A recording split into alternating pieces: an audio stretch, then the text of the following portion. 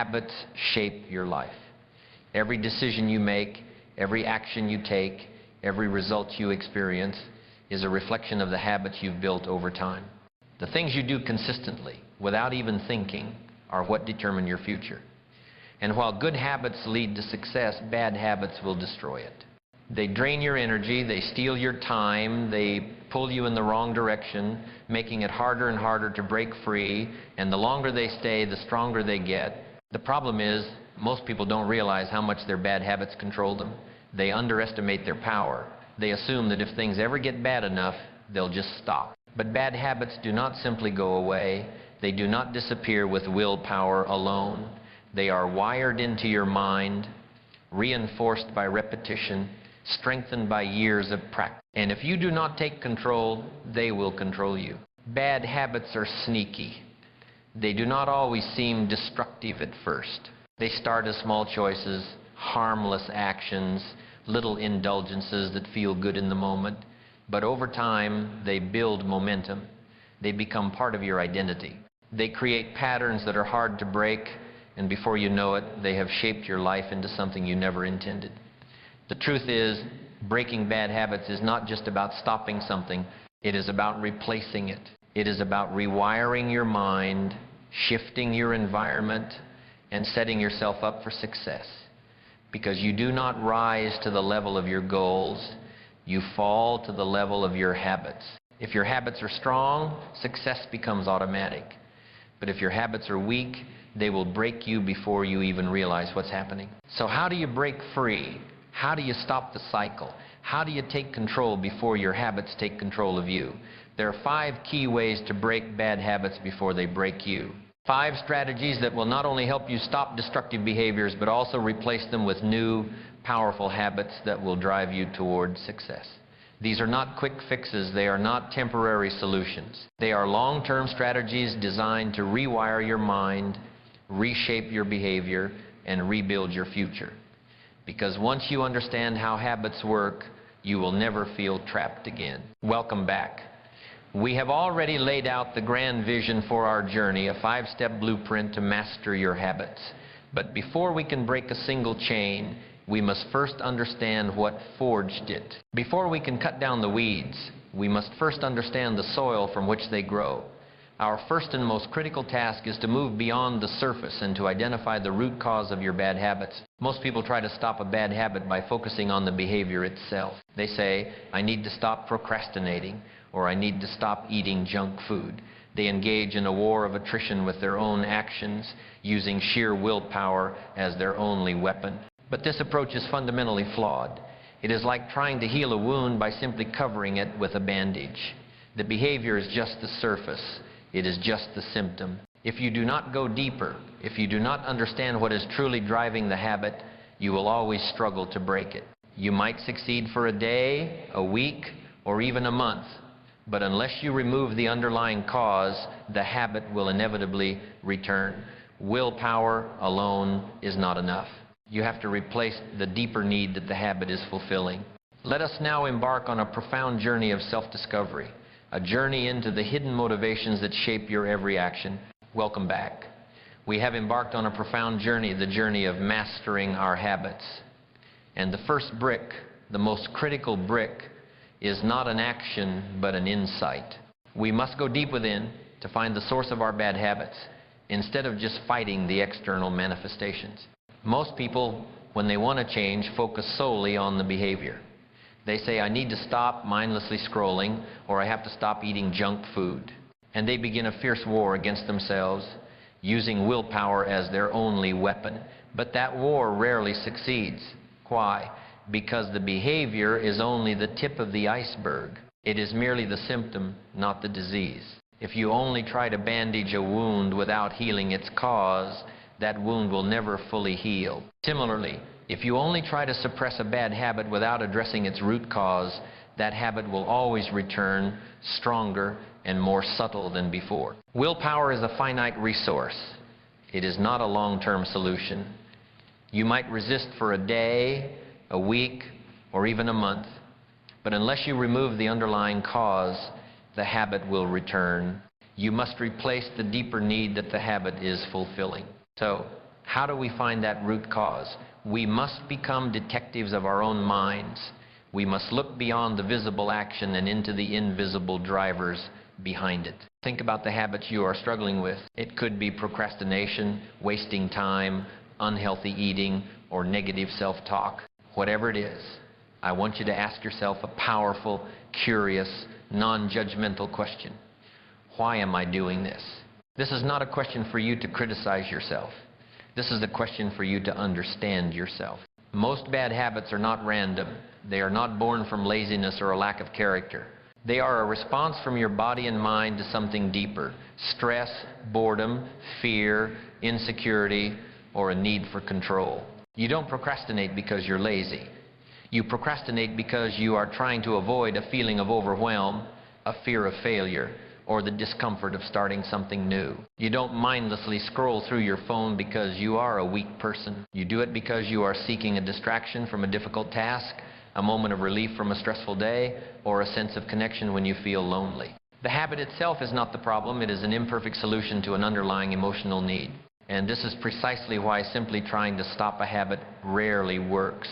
When you take away the behavior, you are taking away the coping mechanism, but the underlying need still remains. Your mind will resist this void. It will fight to fill that empty space. That is why a person who quits smoking without addressing their stress levels often finds a new coping mechanism, whether it's overeating, drinking, or another form of distraction. You cannot win a war if you do not understand your enemy. And your real enemy is not the habit itself. It is the unmet emotions and needs that the habit is masking. The true battle is not against the habit, but to understand and satisfy that need in a healthier way. This is where the real journey begins. Become a scientist of yourself. Observe, record, and discover. Do not judge.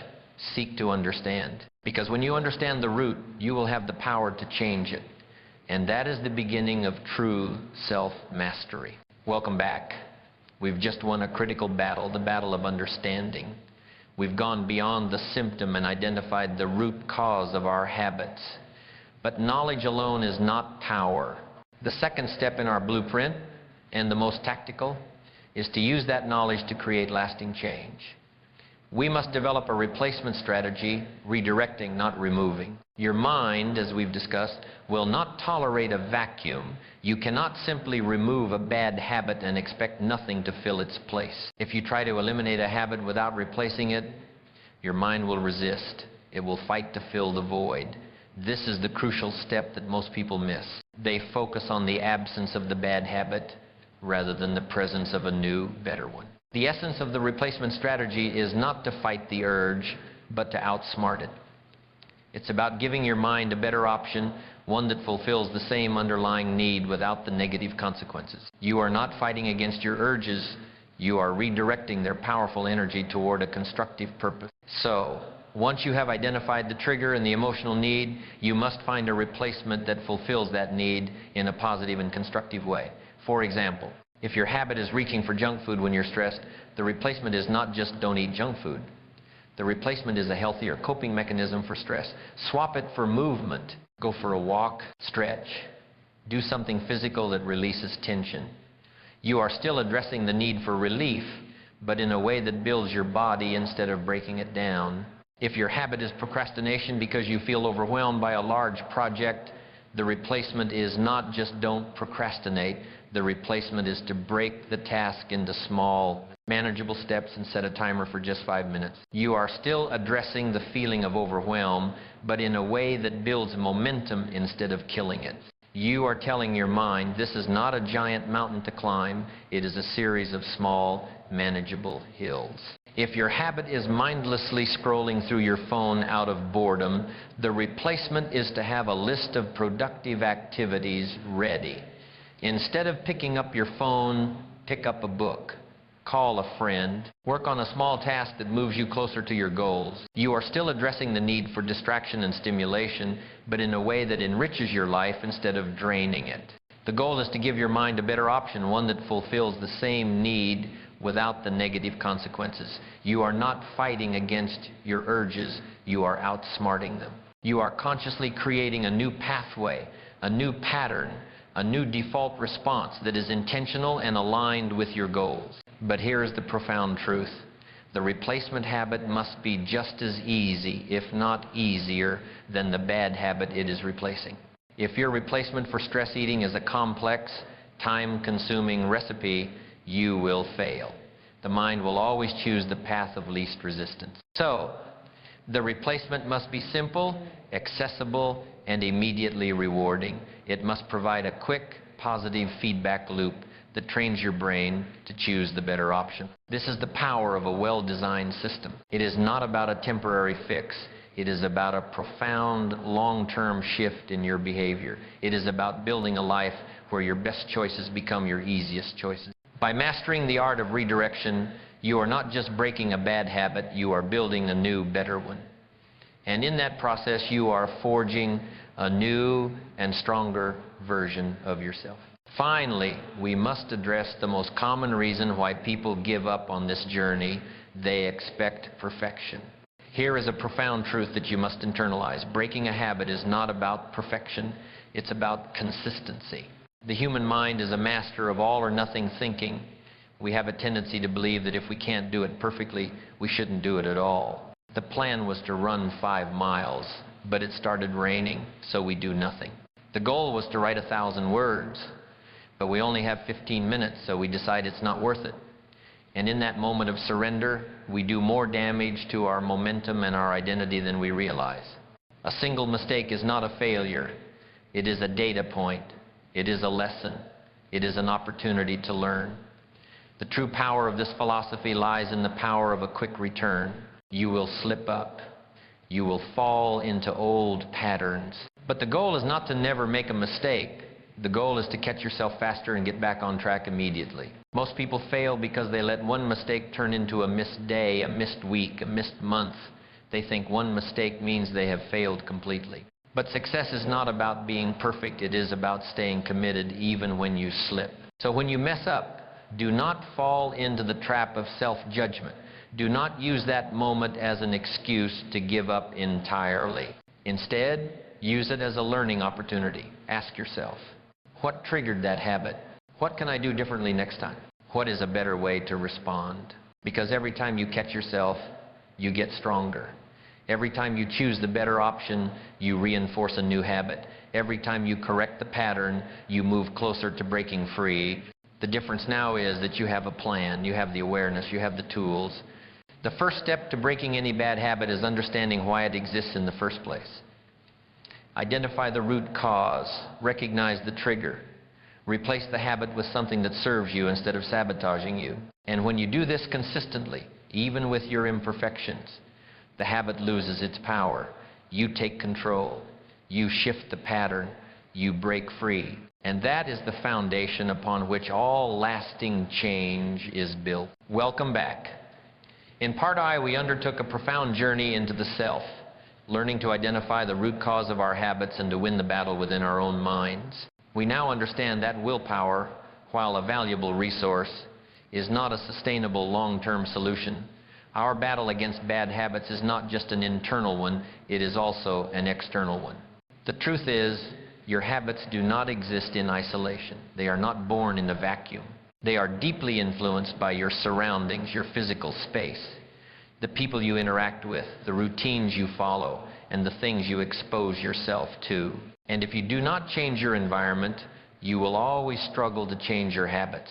It is like trying to dry yourself off while you are still standing in the rain. Your environment is the unseen architect of your behavior. It is constantly shaping your thoughts, your beliefs, and your actions, whether you are aware of it or not. In this part of our blueprint, we will move beyond the mind and into the world around you.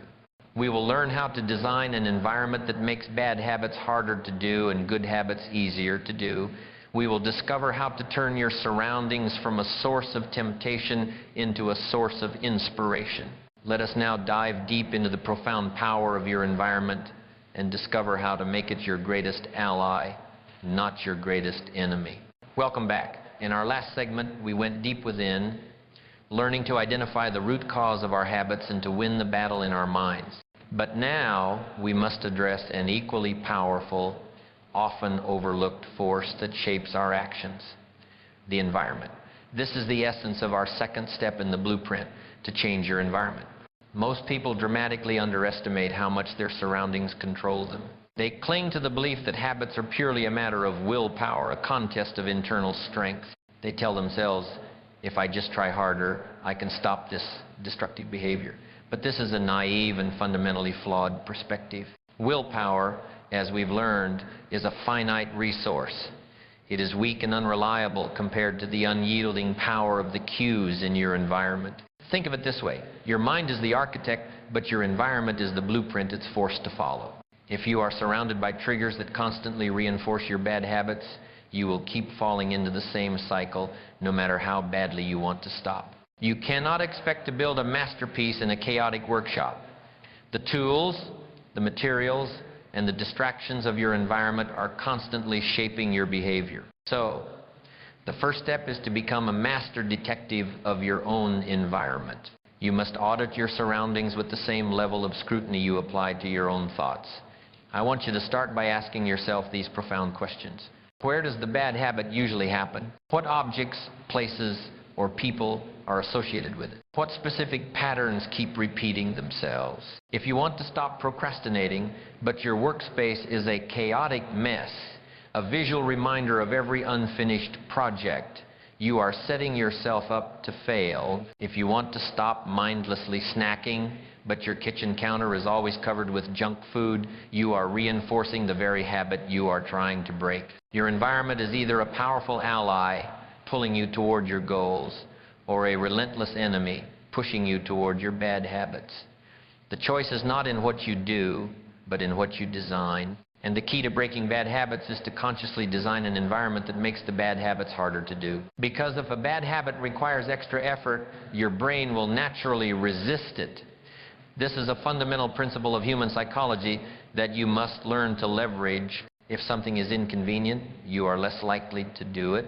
It's time to turn your greatest weakness, your brain's desire for convenience, into your greatest strength. Next, we've established that the second step in our blueprint is to change our environment, becoming a master detective of our surroundings. We've learned to identify the cues that pull us toward our bad habits, but awareness is only the first step.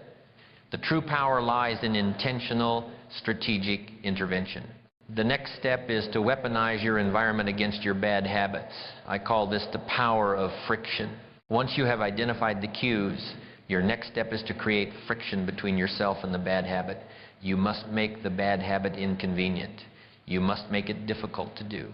You must make it a conscious choice, not an automatic one.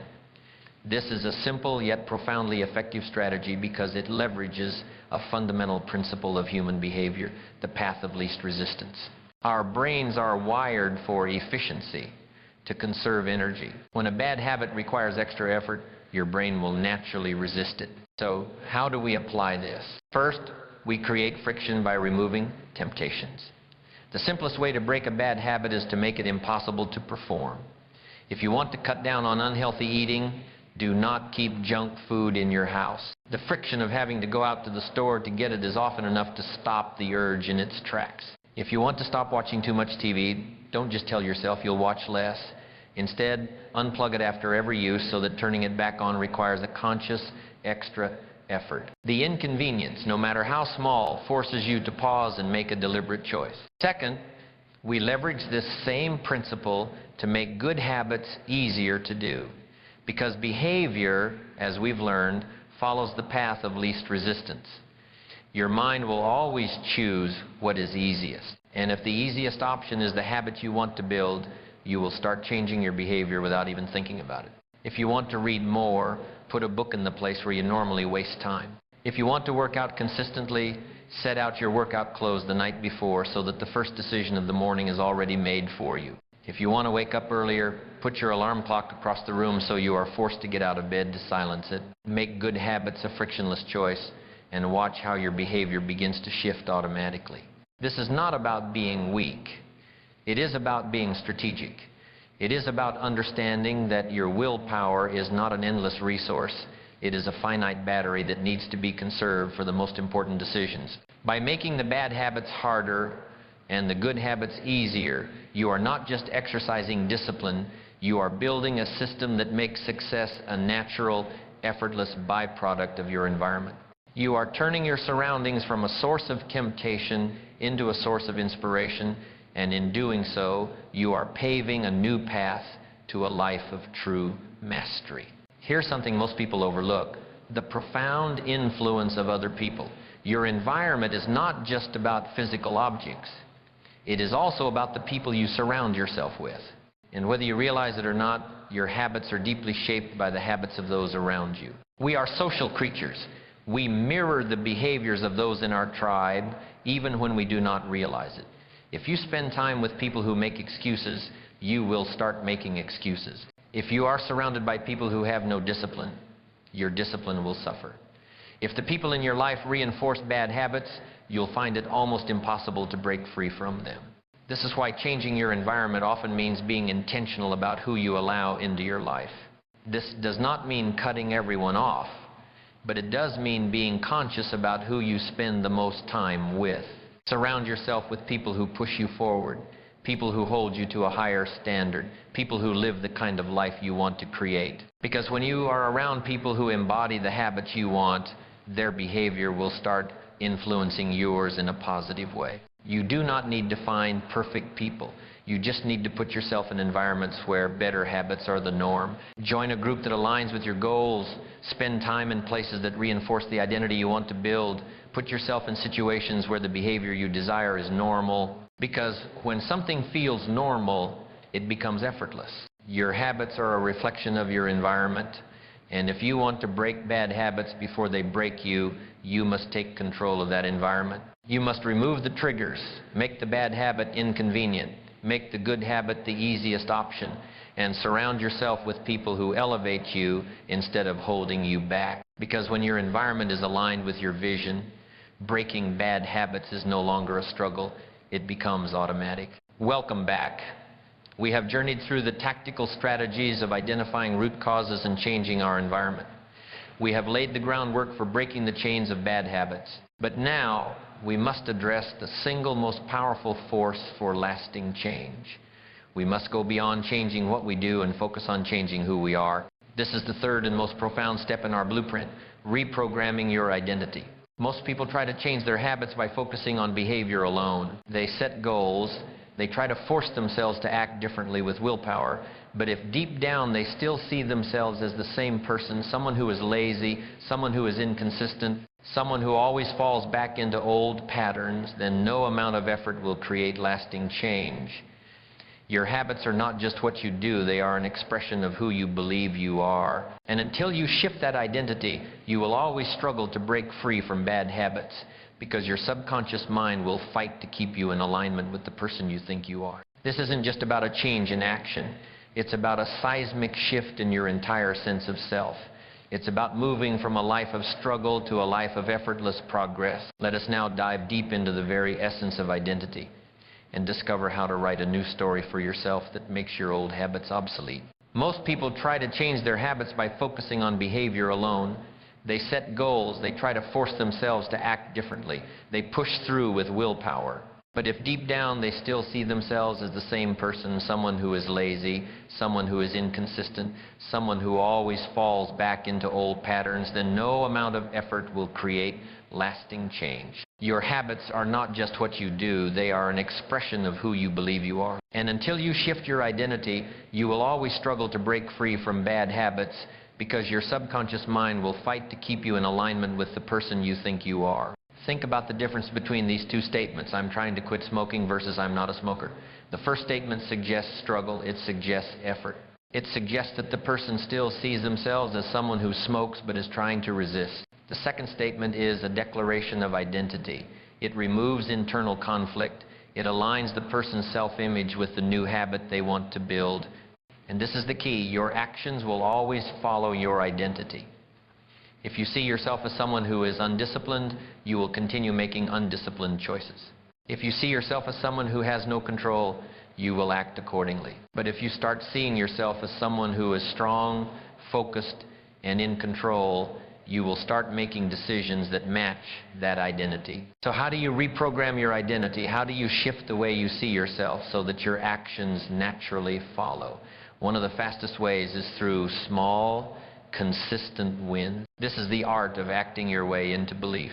Most people think identity change happens first, that they need to believe they are a certain type of person before they can act like that person. But the opposite is true. You do not wait to believe, you act your way into belief. You take small, consistent steps that reinforce the new identity, and over time those small steps reshape the way you see yourself. Every time you take an action that aligns with your new identity, you reinforce it. Every time you follow through on a promise to yourself, you build evidence. Every time you prove to yourself that you are capable, the belief gets stronger. These small actions may seem insignificant, but they are powerful because they create evidence. And your brain believes what it has proof for. If you want to become someone who exercises consistently, start with something small. Do 10 push-ups every morning. If you want to become someone who is productive, eliminate just one distraction from your environment. If you want to become someone who eats healthy, replace just one bad food choice per day with a better one. These small actions are not about the result, they are about the message. They are a vote for your new identity. And with every vote, you make that identity stronger. Every time you repeat it, you rewrite the script in your mind. Here's something even more powerful. Language reinforces identity. The way you talk about yourself shapes the way you see yourself. If you constantly say, I always procrastinate, I can never stick to anything, I have no self-control, you are reinforcing that identity. And your brain, seeking consistency, will work hard to make sure your actions align with what you believe. But if you start saying, I am the kind of person who follows through, I make disciplined choices, I do not let bad habits control me, you are training your mind to accept a new version of yourself. And once your mind accepts it, your actions will naturally follow. This is not about lying to yourself. It is about choosing a new truth. It is about actively creating a new narrative. Most people let their past dictate their identity. They think that because they have struggled with bad habits for years, that is just who they are. But your past does not define you. Your decisions do. And at any moment, you can decide to step into a new identity. You can decide to stop seeing yourself as someone who struggles. You can decide to start seeing yourself as someone who takes control. The key to breaking bad habits is not just changing what you do, it is changing who you are. Shift your identity, create small wins, speak differently about yourself, and once you start seeing yourself as the kind of person who does not let bad habits run their life, those habits will lose their grip on you. If you've stayed with me this long, you've already proven you're not like everyone else. You're committed to building an extraordinary life. And if you're ready to continue this journey and receive more of this game-changing content, there's one small, decisive action I want you to take right now. Hit the subscribe button and turn on notifications. Join our community of relentless doers, and let's keep building our future together. Welcome back. We have journeyed through the foundational steps of identifying root causes, changing our environment, and reprogramming our identity. We've built the scaffolding for lasting change, but now we must learn to act in the moment. We must go beyond our preparations and learn to fight the battle at the point of contact. This is the fourth and most tactical step in our blueprint, interrupting the pattern. Every habit, good or bad, follows a predictable loop, a trigger, an action, and a reward. It is a cycle so deeply ingrained in our minds that it often runs on autopilot. You barely notice the urge until the habit is already in motion. You find yourself mindlessly snacking, procrastinating, or scrolling on your phone, and by the time you realize what's happening, it's too late. The habit is in control. The reason this happens is that habits are wired into your brain as fast decisions. They bypass conscious thought.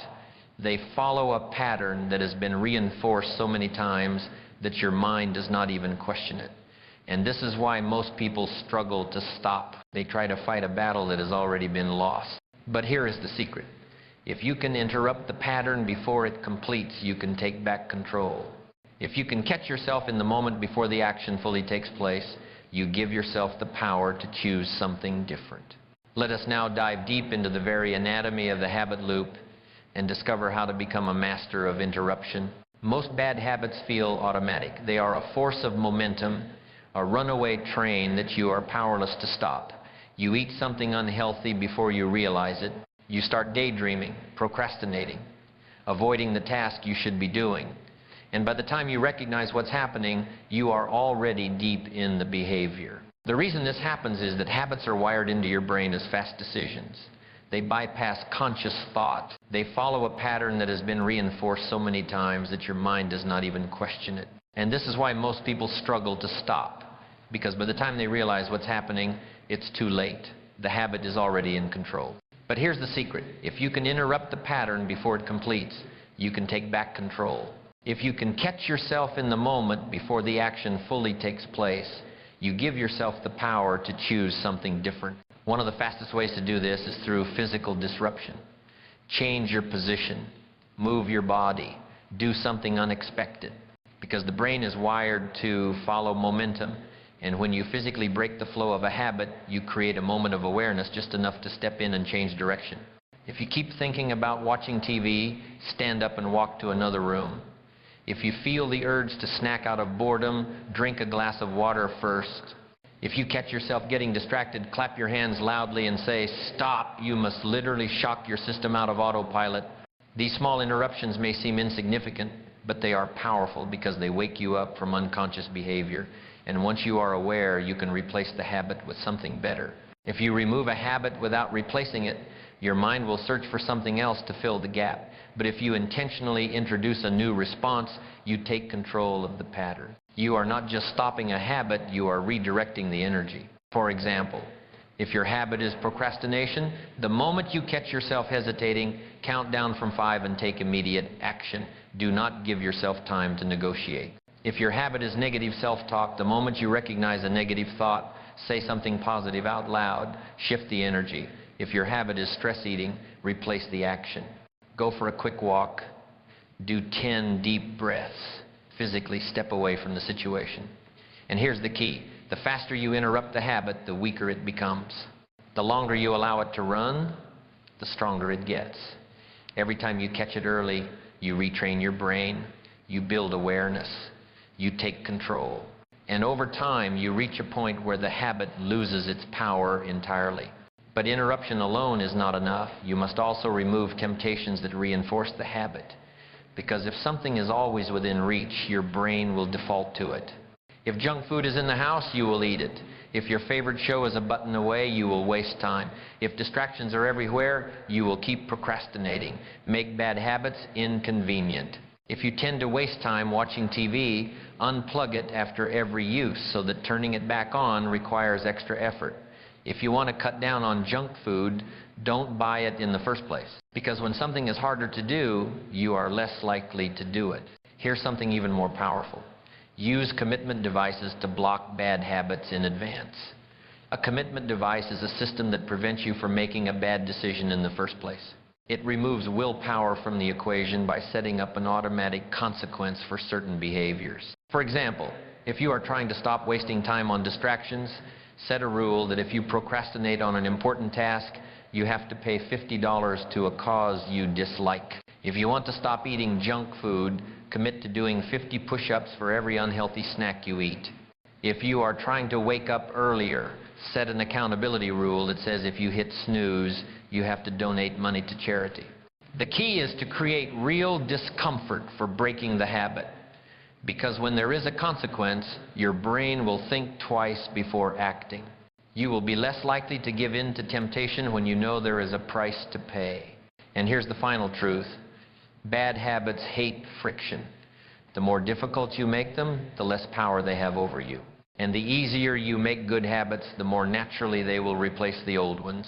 So the next time you catch yourself falling into a bad habit, stop. Stop and ask, how can I interrupt this pattern? How can I disrupt this moment? How can I make the bad habit harder and the good habit easier? Because the more you interrupt the pattern, the weaker it gets. And once you weaken it enough, breaking free is inevitable.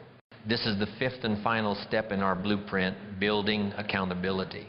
Most people fail to change because they rely only on themselves. They set goals in private, they make silent promises, and they tell themselves, this time will be different. But when no one else knows about their commitment, it is too easy to break. Bad habits, you see, thrive in secrecy. They survive in isolation. They grow in the dark where there is no pressure to change. But the moment you bring accountability into the equation, everything shifts. The moment you make a commitment public, you raise the stakes. You put yourself in a position where failing is not just a personal disappointment, it becomes something you must answer for. This isn't about shame, it's about strategy. It's about using the power of human connection to your advantage. It's about building a fortress of support around your goals that makes it nearly impossible to fail. Let us now dive deep into the very essence of accountability and discover how to turn your commitments into an unbreakable contract with your future. Most people fail to change because they rely only on themselves. They set goals in private, they make silent promises, they tell themselves this time will be different. But when no one else knows about their commitment, it is too easy to break. Think about it. When you set a goal in your head, it's easy to make excuses. You can rationalize, you can justify, and you can let yourself off the hook without any consequence. But when you tell someone else, suddenly it feels real. That's because accountability forces you to act in alignment with your words. It adds a layer of social pressure, and that pressure can be used to your advantage. One of the simplest ways to create accountability is to find a partner, someone who will check in on you, someone who will call you out if you slip, someone who will not accept your excuses. This is not just a friend who listens to you talk about your struggles. This is someone who holds you to your word, someone who will challenge you, someone who will not let you quit. If you are trying to break a bad habit, tell someone you trust. Be specific. Say, I am committed to stopping this habit, and I want you to hold me accountable. If I slip, I need you to call me out. If I make excuses, I need you to remind me why I started. The simple act of saying it out loud makes the commitment real. But accountability goes beyond just telling someone. It is about creating real consequences. Because when there is something at stake, your mind takes change seriously. This is where commitment contracts come into play. A commitment contract is a personal agreement with consequences for failure. It is a structured way to keep yourself accountable by attaching a cost to your bad habit.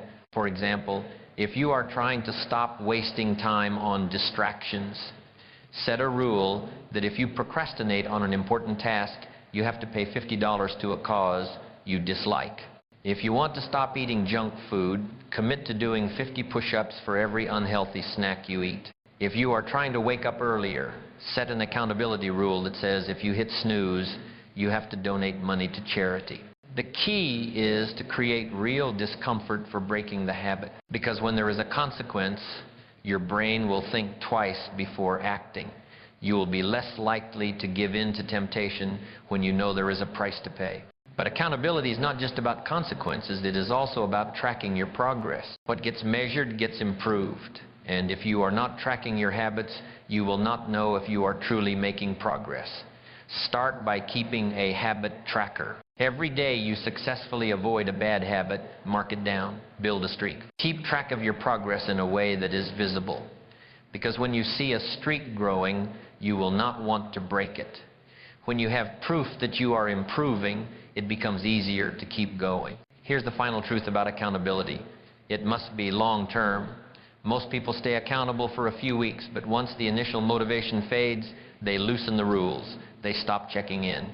They let small excuses slide, and before they know it, they are right back where they started. If you are serious about breaking a bad habit before it breaks you, accountability must become a lifestyle. You must keep your commitments visible. You must stay connected to people who hold you to a higher standard. You must track your progress and reward yourself for consistency. And you must always, always have something at stake. Because when you have real accountability, quitting is no longer an option. And when quitting is no longer an option, success becomes inevitable. You are not a prisoner to your habits. You are the one in charge. At the end of the day, your habits create your life. So if you want to change your life, start here. Because once you master your habits, you master everything else. We have journeyed through the tactical strategies of breaking bad habits, from identifying root causes to building accountability. We have laid the groundwork for change.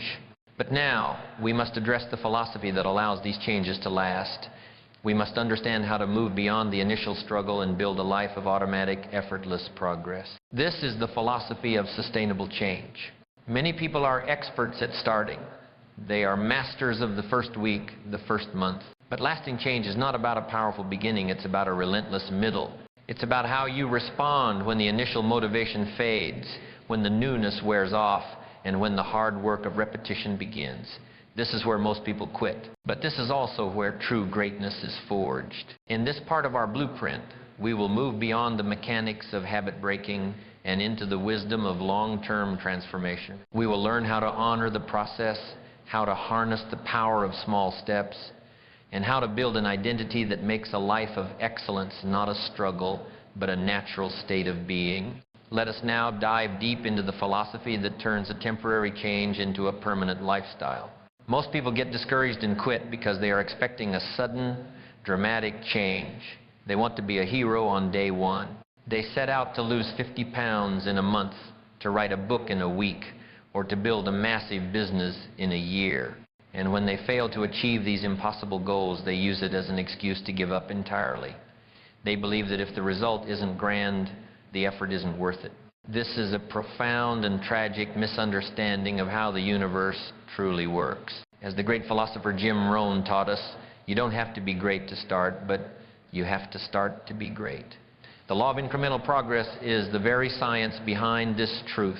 It teaches us that the greatest transformations are not born from a single massive decision, but from a relentless accumulation of small, consistent steps. Think about the natural world.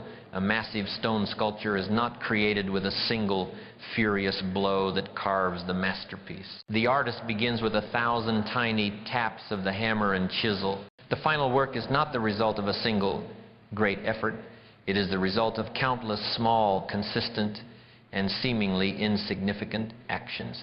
The same principle applies to your life. The person who is a master of their craft did not become one overnight. They became one through years of showing up, of practicing, of making small, consistent improvements. The first time you do a new habit, it feels awkward. The 10th time, it feels a little easier. The 100th time, it becomes automatic. This is the quiet, compounding power of a small step. The key is to honor the process, not just the outcome. In our modern, instant gratification world, we are conditioned to look for immediate results, but real growth is often invisible. The roots of a great tree must grow deep and strong long before the first leaf appears. And if you quit too soon, you never get to see the magnificent tree. You must learn to fall in love with the work, not just the reward. You must learn to appreciate the process, not just the product. Because when you focus on the daily progress, the grand result becomes an inevitable byproduct. This is how you build a life of greatness. Not with a single heroic effort, but with the quiet, consistent discipline of a person who understands that a small step forward is still a step forward. This law frees you from the tyranny of perfectionism. It frees you from the pressure of having to get it all right on the first try. It empowers you to begin imperfectly, consistently, and without fear. Because every small, consistent action you take is a vote for your future self. And over time, those votes will create a life of profound, unstoppable progress. The small steps are not just building a habit, they are building a monument to your own potential. And that, my friends, is a power that can change everything. We have built the discipline brick by brick. But now, we must address the final, most profound step in our philosophy of sustainable change. We must talk about the shift from simply doing the work to actually becoming the person who does the work. This is the transition from willpower to identity. Willpower, you see, is a finite resource. It is like a battery that drains throughout the day. When you wake up in the morning, your willpower is at its highest. But as the day progresses, as you make countless decisions and face endless temptations, that battery begins to drain. By the end of the day, when you are tired and mentally exhausted, your willpower is at its lowest. And it is in that moment of weakness that your bad habits, your old patterns, and your excuses triumph. This is why a person who is trying to quit a bad habit will often succeed in the morning but fail at night. They are fighting a losing battle against a limited resource. But what if you didn't have to rely on willpower at all? What if the right choices became effortless? What if the good habits were so ingrained in your being that the bad habits no longer even felt like an option? This is the power of identity. Your identity is not a struggle. It is a profound force that pulls you toward your goals without effort. A person who sees themselves as an athlete doesn't have to use willpower to go to the gym. They simply go, because that is who they are. The action is an expression of their identity. A person who sees themselves as a writer doesn't have to force themselves to write. They write because that is what writers do. The action is a fulfillment of their sense of self. This is the ultimate goal of sustainable change. It is not about reaching a destination. It is about becoming a new person. It is about a transformation so profound that the old habits, the old excuses, and the old limitations no longer have any power over you. It is about building an identity where a life of excellence is not a struggle, but a natural state of being. So how do we make this seismic shift? We do not wait to believe, we act our way into belief. We take small, consistent steps that reinforce the new identity, and over time, those small steps reshape the way we see ourselves. Every time you take an action that aligns with your new identity, you are casting a vote for the person you want to become. And with every vote, you make that identity stronger. This is how you move from a life of struggle to a life of effortless progress. You stop fighting against your habits and start building an identity that makes them feel natural and inevitable. You stop saying, I'm trying to be a disciplined person, and start saying, I am a disciplined person. This shift in language is not just a semantic change. It is a shift in your entire reality. It is the final, most powerful step in our blueprint for mastering your habits, and in doing so, mastering your life. Now, welcome back. We have journeyed through the tactical strategies of habit formation, the psychological shifts of identity, and the profound philosophy of sustainable change. We have built the scaffolding for lasting transformation, and we have begun to forge a life of effortless progress. But now we must address the highest level of growth, the ultimate purpose of this entire journey. We must talk about the habit that transcends personal success and elevates your life to one of true significance. We must talk about the ultimate habit of contribution. Jim Rohn, the master of personal philosophy, taught that the greatest human need is to be useful. The ultimate habit is not just about personal success, but about contribution and impact. It is about understanding that your journey of self-mastery is not an end in itself. It is a means to serve others. Your discipline, your consistency, and your hard-won habits are not just for you, they are for the world. In this final profound part of our blueprint, we will move beyond the self and into the realm of service. We will learn how to use your personal progress as a catalyst for collective growth. We will discover that the most powerful motivation, the most enduring momentum, comes not from what you take, but from what you give. Let us now dive deep into the philosophy that turns a life of achievement into a life of legacy. One of the fastest and most profound ways to solidify a new habit is to teach it to someone else. When you master a new skill, a new habit, a new philosophy, you can keep it to yourself. But when you choose to mentor another person, you are forced to articulate your process, to understand your own journey, and to embody the very habit you are teaching. The act of giving guidance creates a powerful feedback loop that reinforces your own commitment. Think about it. When you tell someone, this is how you get up early, you are now a living example of that principle. When you teach someone, this is how you break procrastination, you have a profound moral obligation to your own words. The responsibility to lead becomes the greatest motivation to stay consistent. You stop doing the work just for yourself and start doing it for the people you are leading. This not only deepens your own understanding, but also gives you a profound sense of purpose that extends beyond your personal achievements. Your discipline is no longer just for you, it is for them. This is the ultimate reinforcement of a new habit. It is the act of turning your own struggles into a source of wisdom for someone else. It is the journey of transforming your personal victory into a shared triumph. The best way to learn is to teach, and the best way to live a disciplined life is to inspire others to do the same. Your journey of breaking bad habits and building good ones is a powerful story. It is a story of struggle, resilience, and triumph. And every story, no matter how personal, has the potential to inspire. By stepping into a mentoring role, you are not just sharing knowledge, you are sharing hope. You are telling someone that they are not a prisoner to their habits, that change is possible, and that they have the power within them to take control. This is the very essence of human connection. We are not meant to achieve greatness in isolation. We are meant to lift each other up. Your success, when shared, multiplies. Your struggles, when revealed, become a source of strength for someone else. The moments of vulnerability, when you admit your own past mistakes, become the very foundation of trust that allows another person to begin their own journey. The highest form of mastery is not just in doing the work, but in guiding others to do the same. This is the enduring legacy of a life well lived. It is the profound truth that the ultimate purpose of your discipline is not just to build a better life for yourself, but to build a better world for everyone around you. The key to unlocking this ultimate habit is to start small. You do not need to become a world-renowned speaker. You can be a mentor to a friend, a guide to a family member, or a source of inspiration to someone in your community.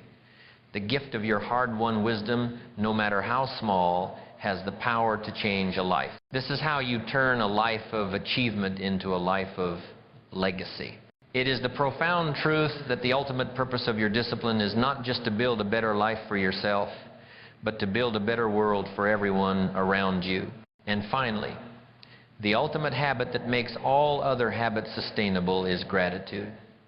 Most people, in their pursuit of goals, fall into the trap of a what's missing mindset. They focus on the progress they haven't made, the goals they haven't reached, and the person they have yet to become. This mindset is a breeding ground for negativity and the negative habits that follow.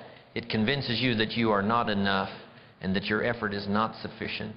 But gratitude shifts your focus from what you lack to what you already have. It is the fuel for a positive mindset that keeps you going, even in the face of setbacks. When you are grateful for the small progress you've made, you create a sense of abundance that counteracts the scarcity mindset that often leads to negative habits. Gratitude is a simple yet powerful practice that rewires your brain to see opportunity instead of obstacles. It is the habit that turns your journey from a struggle into a celebration. It is easy to be grateful when things are going well. The challenge is to be grateful when things are difficult. The challenge is to find gratitude in the struggle, in the growth, in the effort itself. When you can do that, you create a powerful, positive feedback loop that makes every habit, every struggle, and every victory feel meaningful. This is how you build a life that is not just successful, but profoundly rich and fulfilling. Breaking bad habits is not about willpower. It is not about temporary motivation. It is about strategy, because habits are powerful. They shape your future whether you realize it or not. And if you do not take control of them, they will take control of you. But now you know how to break free. You identify the root cause, so you stop fighting the symptom and fix the real problem. You change your environment, so you make bad habits harder and good habits easier. You reprogram your identity, so your habits align with the person you want to become. You interrupt the pattern, so you disrupt the automatic loop and replace it with something better. You build accountability, so you create external systems that keep you consistent no matter what. And you embrace a philosophy of sustainable change, contribution, and gratitude. None of this is about being perfect. You will slip up. You will make mistakes. You will have moments where you fall into old patterns. But the difference now is that you know how to correct it. Every time you catch yourself, you get stronger. Every time you replace a bad habit with a better one, you move forward. And every time you take control, you prove to yourself that you are not a prisoner to your habits. You are the one in charge. At the end of the day, your habits create your life. So if you want to change your life, start here. Because once you master your habits, you master everything else. I want to thank you for joining me on this journey. This blueprint for progress is now in your hands, but a blueprint is useless without a builder. So I challenge you, take one habit from this video and implement it today. If this message resonated with you, please like this video and share it with someone who needs to hear it. And for more content that helps you build a life of purpose, discipline, and excellence, subscribe to the channel and join our movement. Your future self will thank you for the work you do today. Thank you for watching.